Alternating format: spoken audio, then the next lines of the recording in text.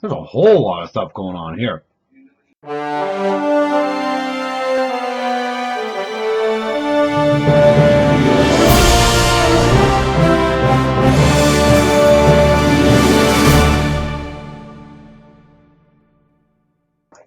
Hello, fellow vapors, vaping newbie here. Been a while. We're going to be talking about a mishmash of some things today, and all Canadiana. And it's the last video in this studio. Cracks me up. Yeah, I'm moving on out. So I wanted to put some things together here, and you know what? It all started with definitive coils. Recently in Canada, we had the CVE, the Canadian Vape Expo in Toronto, and I was not able to attend.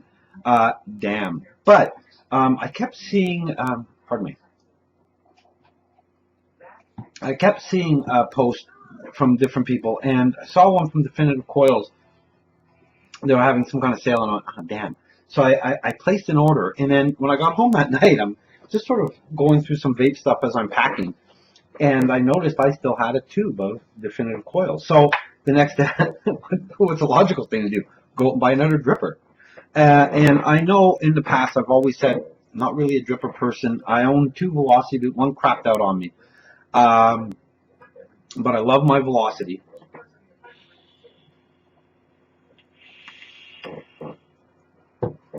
I also use the Vector now and again. And then this one, which is Vector-ish. We're going to see how it compares, but Vector-ish.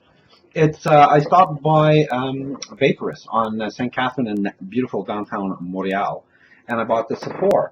Now, it could be Sapor, because Supor, for me as a Quebecer, is O-U-R, but whatever. It's by Wotofo, and it's a top airflow RDA, or dripper. Looking forward to that. We're going to actually do a build, and it all is centered around Definitive Coils. The reason for that, Mark just makes these wonderful coils that allows somebody like me that doesn't have great eyesight, has a bad shape, to use what I call the fancy coils, and it really does change the flavor of it. So you might really want to look into that if you're looking to up your game slightly. I still look at this as a newbie type thing. It's not difficult. It's not like you're building coils. The coils are built. You just have to install them. So I'm going to show you how easy that actually is. And while I was at Vaporus, I also picked up some cotton bacon because I was running out of cotton, version 2. So we're going to be using that for wicking. The Definitive Coils, you can get those at different shops. I'm going to be posting a couple of them down below. One is where I started, the Vape Shop, which is a Quebec shop, but it's branching out into Ontario. So I'm also going to add their Facebook page so you can follow them, give them a like, because it really, Danielle and the gang, it's a great shop. My contact with them is Martin, but I've spoken about them in the past. I just like the shop, and they carry the Definitive Coils, as well as Rose's shop, which is an online shop. It's 1111. It's out of Ottawa, so I'm going to put a link to them, to Rose. She's nuts. I like her. I like Rose a lot. She's just nuts enough for me. I've never met her. Just see her and talk to her, chat on Facebook, and more as a tag along than anything.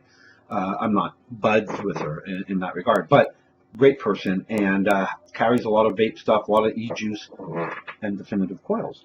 I'm also going to be talking about, and I'm hoping I can get this focused because I've been having trouble because of the, I guess, the coloring. But Mimo, Mike, and I've talked about this e-juice before, but I bought a big bottle. I'm just loving it. It's called, let me see if I can get that focused. Custard Cookie. There we go. Custard Cookie. And this is, I believe it's a 70% VG, so 30% PG and 70% VG juice. I love this juice. So that's going to be the juice to wrap it all up. I'm hoping that this will go out without a hiccup to end this studio's run on my YouTube. So please hang in there and let's get this rolling. Okay, so the Supor by Wotofo, the box packaging, very standard. On the top, it has that little silver thing. It says stainless steel, so it does come in a variety of colors. one thing I found interesting on the back is this warning. I'd never seen this before. And it says the use of this product with nicotine-containing liquid will expose you to nicotine. Makes sense. A chemical known in the state of California to cause birth defects or other reproductive harm. So I've never quite seen it that way. You have the Wotofo logo, and then underneath that, those various symbols that you get for recycling, so on and so forth, and then the scratch and sniff. Open up the package. Inside you have this, I thought it was a sticker. I was maybe hoping it was a sticker, but it's just this plastic paper. And then another cardboard paper. It just gives you a list of what's inside, which is, not much. You have your actual dripper, your RDA, so we're going to look at that obviously closer. And you have several drip tips. You have the chug or chuff cap, and then you have this, which is a combination. That's a much smaller drip tip, and then it has this sort of lip around the edge. And if I take the top off of the dripper, you'll see that you can use, your standard 510 dripper. It might be a bit tight. I'm not going to be using that, but I pop out the center section. You see right there, that just pops out, and now I could fit in the supplied stainless steel drip tip, which is smaller, or the way I'm going to set it up is with the chuff cap. I've gotten used to using the chuff cap on a dripper, so I think that's the way I'm going to go. And it is really a nice fit. And you can see at the top, it's a single O-ring. So I just want to show you the build deck. So there we have the build deck, and it's velocity-ish with a 4-post design. It's got 2mm holes for your wire, and then the grub screw heads are on the top. It does have a nice well to it, and as you can see, double O-rings, so this will fit on quite well. And then the top part right there, you have 2 airflow controls at the top. The one thing that is kind of strange about this, when I put the top on, and we are going to do a build, but I don't mind the look. It looks like an upside down top hat. There is a lip to this, and that's going to allow you to grab and control your airflow. One thing you cannot do, or you cannot, obviously you can, but you should not do a single coil build. One thing that I found fascinating that I missed in the unboxing is underneath, you get your, just move this aside, you get your regular baggie of spare O-rings and spare grub screws. Look, it's not a blue handled screwdriver, folks. It's a gray key thingy, and because they are grub screws, they're not Phillips head. So you're going to need to keep this. Make sure you don't misplace that, because that's what's going to loosen them. So now we're going to go into step 2 of the Supor, and we're going to actually do a build with some definitive coils. Please hold on. Okay, I have one coil already installed, and you can sort of see the tails. I haven't cut them off as yet. I want to make sure that on the top it's not really touching the metal. So just keep trying to separate. They're big coils. They're 3mm coils, which I do love.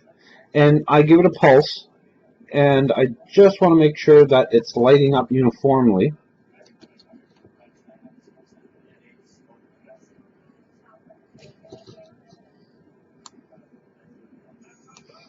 And there you go. It's working actually quite well. You can see that it's away from the deck. It's not going to touch, and when you put the cap on, I am going to put another one in, and then we're going to get to some wicking. But Mark at Definitive Coils have made it very easy for somebody like me that's a bit older, and has a shake, that I'm able to use these fancy coils, and I can't thank Mark enough. I've had these for a while, and well, hey, time to use them. Let me put in the other coil, and we'll start wicking it. Okay, got the second one in. Again, working well. So now we're just going to get to wicking. Folks, I did have a wee bit of problem with the tail from the second coil. The one tail was easy to snip off. The other one goes underneath the coil, and because of my shake, I wasn't able to get in there with my wire cutter. So what I did is I tucked it so that it's not touching the other coil. So you have the tail coming through this way, and then it's sort of bent and put down, not touching any metal on the other side. So yeah, there's a bit of a cheat there, but for somebody like me with limited eyesight and my shake, it's probably the best way that I could do it. Let me get to some wicking. Okay, I've torn off a strip of the cotton bacon, and I'm just going to bring it down to a point. Now, obviously there are people that are really, really good at this, but I wanted to try it on camera as a way to say goodbye to this. I keep calling it studio. And I know I just watched this method to get it nice and tight in there.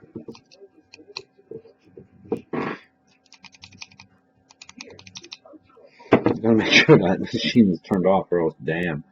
And then you don't want to have it too long.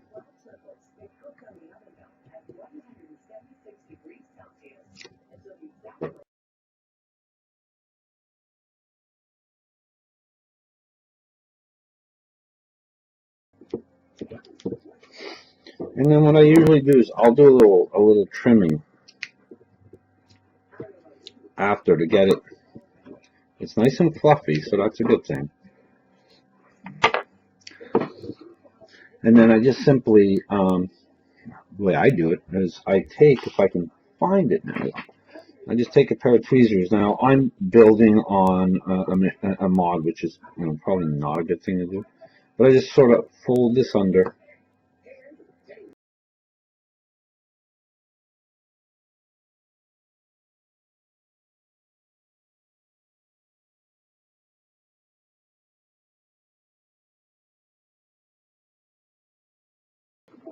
Okay, so it's wicked. We're going to take some of this juice. We're going to prime them up.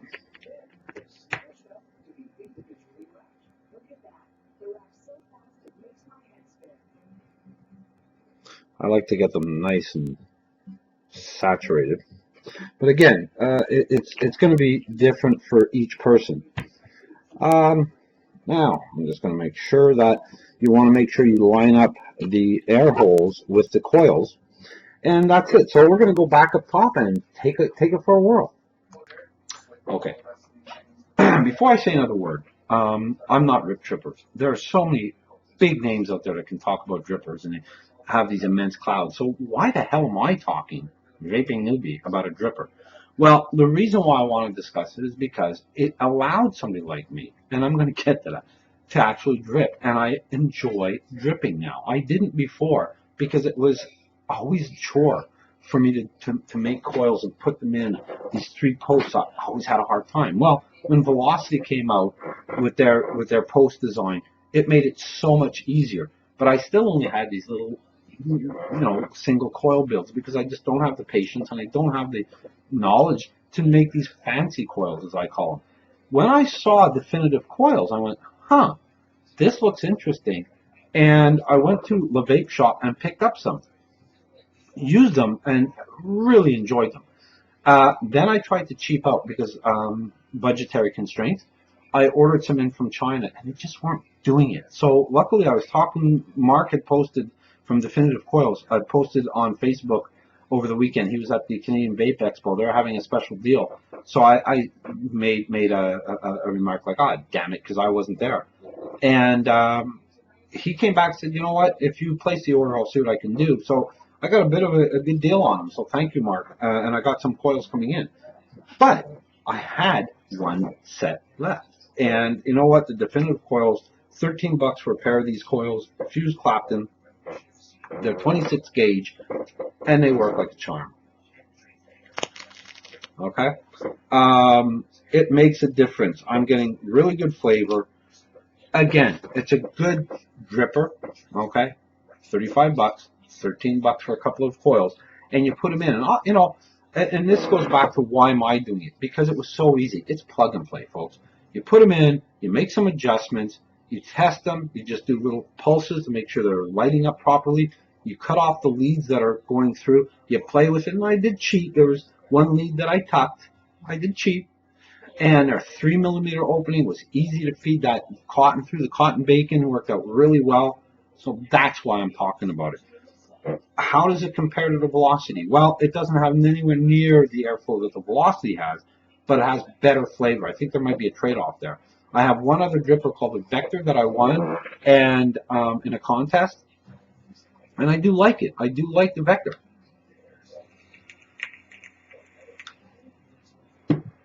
Again, top floor, not made for clouds, made for flavor, and the flavor is really good. So the Sapor sort of marries it to a bit more airflow, and it still held that flavor.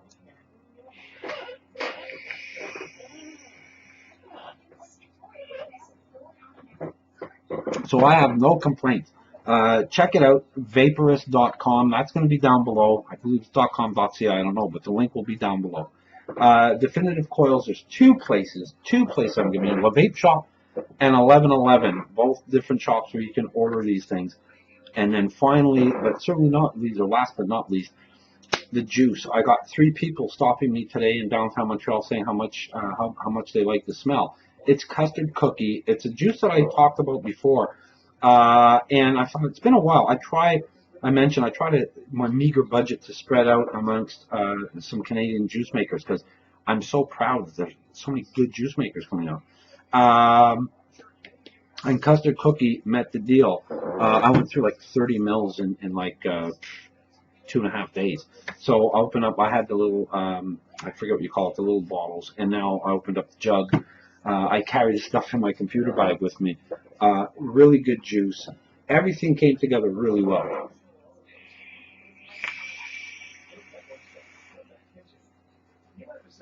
So Mimo, link for that juice is down below. You're going to want to check them out as well. Where I can, I'm going to put Facebook pages. Give them a like, follow them. A Vape Shop, like I said, they're moving into Ontario, and they're well worth checking out. Danielle and the gang, really, really good guys and good products. So that's it, folks. The Supor RDA, really good in my opinion. Marry that with some definitive coils and some good juice, and you're off to the races. Okay, so everything blended well. Supor dripper, definitive coils, and Mimo custard cookie. I hope you enjoyed it. As I change venues for my next video, I am going to be having some juice videos coming up. Again, Canadian Juice Centers, just so proud. So we're going to be talking about some of their juice. So I hope you stick around. Keep coming in. I don't do as many videos as I used to, but I'm doing my best with what I got. You know I love having you over. Please stay healthy and happy vaping. Take care, folks.